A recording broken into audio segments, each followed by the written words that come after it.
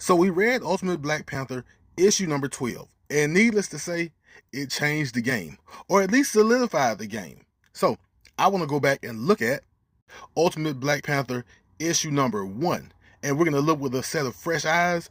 I'm going to hit the high points, and if we need to focus on something, we'll focus on it. So we start off in West Africa, where the avatars of Khonshu and Ra, who are also on the Maker's Council, are taking over land in the name of their gods. And we find two Wakandan spies who are contemplating whether to do something or go back and tell the king, T'Challa. And of course, they decide to go back and tell T'Challa what is happening outside of Wakanda. Speaking of T'Challa, we meet him for the first time waking up from a nightmare.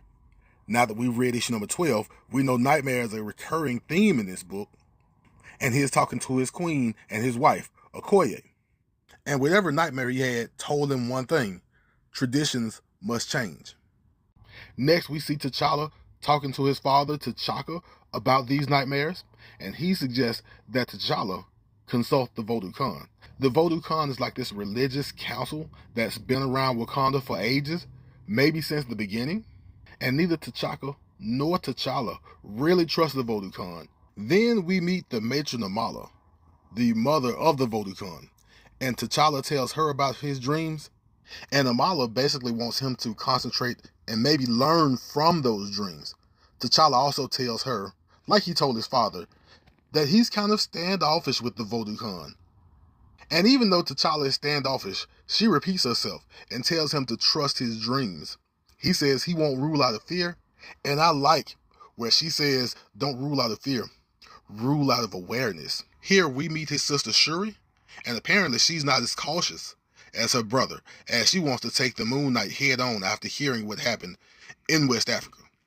But just in case a fight is necessary, Shuri has assured that Wakanda is ready.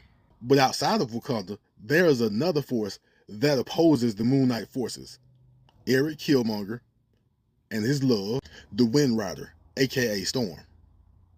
Later on, you have a gathering of Wakandans along with T'Challa and T'Chaka. And just when all was going great for Khonshu, for Ra, we have an attack from the inside on Wakanda, on T'Chaka, and on T'Challa the Black Panther. The attackers detonate the explosives, we lose T'Chaka, and T'Challa activates his habit, and all of the patience, the intel gathering, the questions they had go out the window because Wakanda and Moon Knight are at war.